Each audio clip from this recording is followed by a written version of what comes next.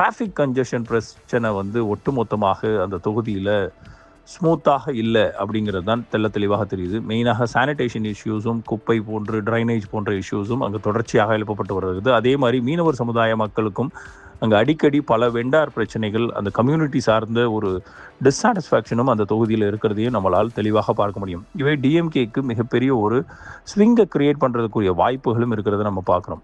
அதே அனைத்து இந்திய அண்ணா திராவிட முன்னேற்ற கழகத்தை பார்க்கும்போது ஒரு ட்ரெடிஷ்னலான ஓட் பேங்க் இங்கேயும் அவர்களுக்கும் இருக்கிறது. ஆனால் ஒரு ஸ்ட்ராங்கான ஃபேஸ் இல்லை. அப்பற்பட்ட ஒரு இடத்துல திரு உதயநிதி ஸ்டாலின் டெப்டி சிஎம்மாக திராவிட முன்னேற்ற கழகத்தின் அடுத்த தலைமையாக பார்க்கப்படக்கூடியவரை கம்பீட் பண்ணுறதுக்கான ஒரு ஸ்ட்ராங்கான ஒரு பொலிட்டிக்கல் ஃபேஸ் வந்து இந்த இடத்துல இல்லை அப்படிங்கிறதையும் நம்ம மறுக்க முடியாது. பிஜேபி என்டிஏனுடைய சில பாக்கெட்டில் க்ரோத் இருக்குது, ஆனால் வின்னிங் லெவலுக்குரிய அளவுகள் அங்கே இல்லை. அதே சமயம் தாவேகாவினுடைய விஜய் பொறுத்தளவுக்கு இளைஞர்களுடைய ஓட்டை வந்து ஸ்பிளிட் பண்ணுறதுக்குரிய பொட்டன்ஷியல் இந்த தொகுதியில் இருக்குது. அதே சமயம் டைரெக்டாக வின் பண்ணக்கூடிய சான்ஸுகள் மிக குறைவு. அப்போது டிஎம்கே வெர்சஸ் ஏடிஎம்கேங்கிறது ஓட்டை ஸ்பிளிட் பண்ணக்கூடிய வாய்ப்புகள் தான் இங்கே அதிகம்.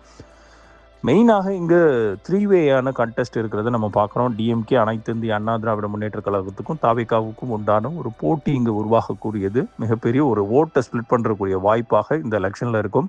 அது இன்னமுமே டிஎம்கேக்குரிய ஒரு கோட் ஓட் இன்டாக்டாக வைத்திருக்கிறதுக்கு வாய்ப்புகள் மிக மிக மிக அதிகமாக இருக்கிறது இந்த தொகுதியில். ஃபைனலாக இந்த எலெக்ஷன் இன்றைக்கி நடந்தால் கூட திராவிட முன்னேற்ற கழகம் 60 விழுக்காடுகள் வின்னிங்கான ப்ராபபிலிட்டி இருக்குது. அனைத்து இந்திய அண்ணா திராவிட முன்னேற்ற கழகத்துக்கு குறைந்தது தோராயமாக 20 to 30 விழுக்காடும், தாவேகாவுக்கு ஒரு 10 to 15 விழுக்காடான வின்னிங் ப்ராபபிலிட்டிஸ் தான் இந்த தொகுதியில் இருக்குது. ஸோ ஒட்டுமொத்தமாக ட்ரிப்ளிகன் இன்னும் டிஎம்கேவினுடைய கோட்டை தான். மக்கள் கோபம் வந்து சைலண்ட்டாக பில்ட் ஆகுது அப்படிங்கிற ஒரு பார்வையும் இங்கே இருக்குது. எது எப்படியோ உதயநிதி அவர்களுடைய வேவ் வந்து மிகப்பெரிய ஒரு ஸ்ட்ராங்கான வேவாக கடற்கரையை ஒட்டி இருக்கக்கூடிய இந்த ட்ரிப்ளிகன் சேப்பாக்கத்தில் தென்படுகிறது நம்மளால் பார்க்க முடியும். ஆனால் ட்ரிப்ளிகனில் சர்ப்ரைஸான ஸ்விங் வருமா அப்படிங்கிறத நாம் பொறுத்திருந்து தேர்தலினுடைய இறுதி முடிவு மே 4ஆம் தேதி வர்ற வரைக்கும் காத்திருக்க வேண்டியது அவசியம். இந்த ரீல்ஸினுடைய முழு வீடியோ த லீடர்ஸ் தமிழ் யூடியூப் சேனலில் கண்டுகளியுங்கள்.